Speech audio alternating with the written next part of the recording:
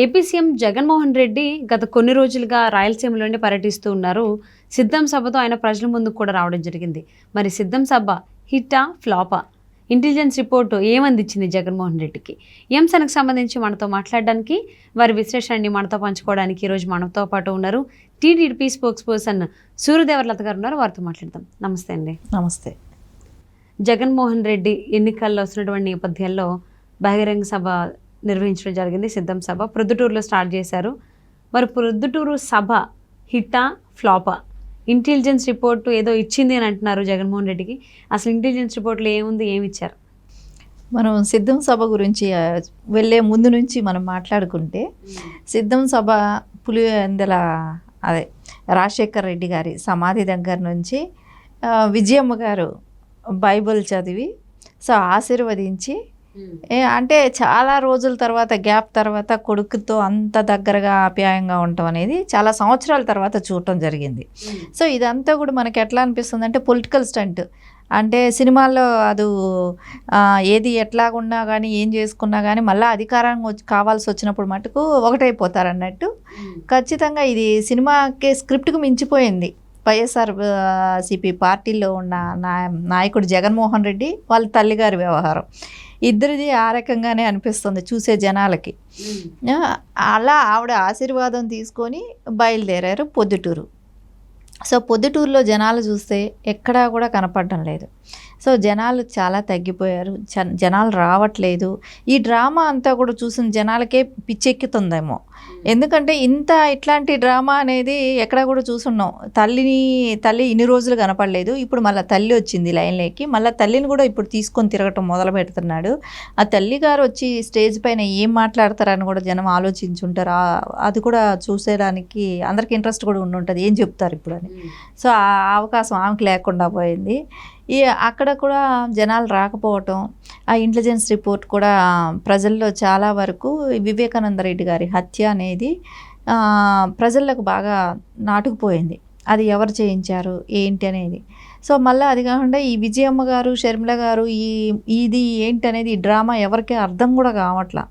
ఏం జరుగుతుంది ఫ్యామిలీలో, ఈ ఫ్యామిలీ వాళ్ళు అధికారం వచ్చే వరకు అట్లా నటిస్తారు. అధికారం వచ్చిన తర్వాత ఎవరికి వాళ్ళు స్వార్థపరులుగా ఉంటారు. ఏం జరుగుతుందనేది కూడా అర్థం కావట్లా. ఆయనే బహిరంగ సభలో మాట్లాడుతూ నా చిన్నాన్నను చంపిన వాళ్ళు ఎవరు ఆ దేవుడికి తెలుసు, ప్రజలకు తెలుసు అని అన్నాడు. ప్రజలు చెప్తున్నారు కదా, అవినాష్ రెడ్డి చంపాడని రిపోర్ట్ వచ్చినప్పుడు కంప్లైంట్ పరంగా కానివ్వండి, ఇన్వెస్టిగేషన్లో కానీ రావటం జరిగింది కాబట్టి. అవును, సిబిఐ ఛార్జ్ షీట్లో అవినాష్ రెడ్డి పేరు పెట్టారు. సిబిఐ అవినాష్ రెడ్డి పేరు ఛార్జ్ షీట్లో పెట్టడం, అరెస్ట్ చేయడానికి చాలాసార్లు రావటం జరిగింది. అరెస్ట్ కాకుండా ఆయన వాళ్ళ మదర్ని అడ్డం పెట్టుకోవటం, వీళ్ళకందరికీ కలిసి వచ్చిన డ్రామా ఏమో. అమ్మని అడ్డం పెట్టుకొని ఖచ్చితంగా జగన్మోహన్ రెడ్డి కానివ్వండి, అవినాష్ రెడ్డి కానివ్వండి, వీళ్ళు ఖచ్చితంగా వాళ్ళ మదర్ని అడ్డం పెట్టుకొని ఇలాంటివన్నీ చేస్తున్నట్టున్నారు. మదర్ సెంటిమెంట్ వాడుకుంటున్నారు ప్రజల దగ్గర సింపతి క్రియేషన్కేమో. అలా అంటున్నాడు కదా, ప్రజలకు తెలియాలి, దేవుడు తెలియాలంటే ప్రజలు చెప్తున్నారు, ప్రజలకు తెలుస్తుంది ఎవరు చంపారనేది. సరే, ఇన్వెస్టిగేషన్లో తెలుస్తుంది. ఎందుకు అరెస్ట్ కానివ్వకుండా అడ్డం పడుతున్నారు అంటే చిన్నాన్నని చంపిన వాళ్ళకి మీరు కొమ్ము కాస్తున్నారు, చిన్నాన్నని చంపిన వాళ్ళకి మీరు మళ్ళీ ఎంపీ సీట్లు ఇస్తున్నారు.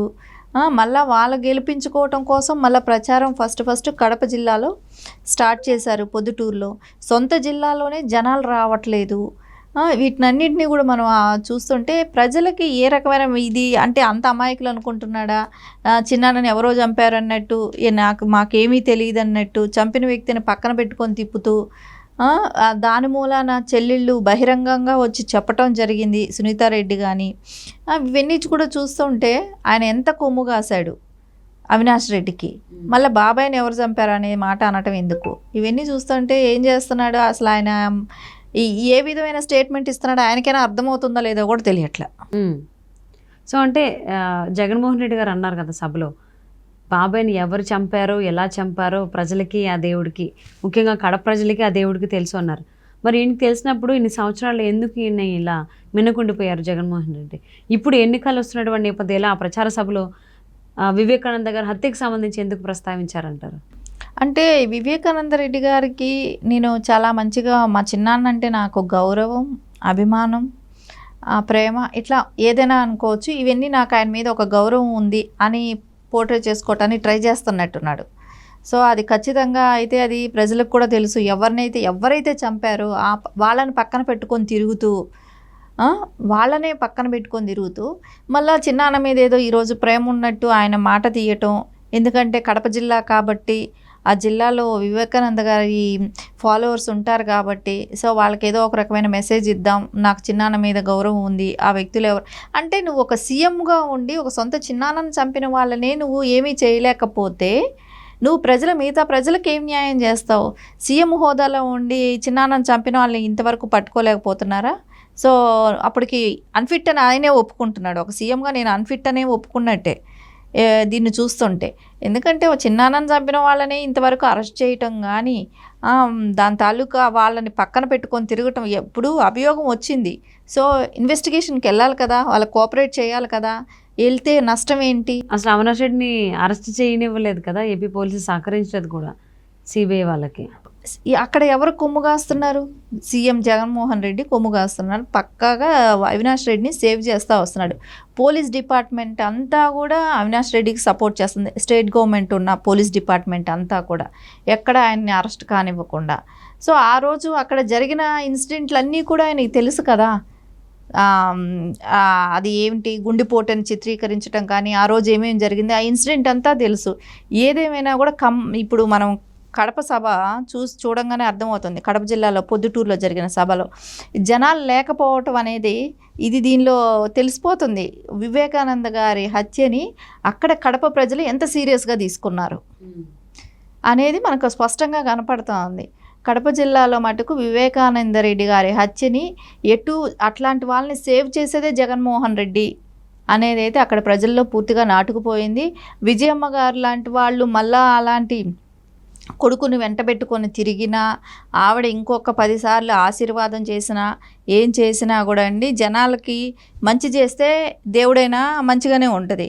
ఆవిడ చేసే వీటికన్నిటికీ కూడా ఇట్లాంటి పూజలు, అదే బైబిల్ పెట్టుకొని నేను ప్రేయర్ చేస్తే నా కొడుకుకి దేవుడు ఆశీర్వాదం ఉండటం కాదు, ప్రజలకు మంచి చేస్తే దేవుడు ఆశీర్వాదం ఉంటుంది.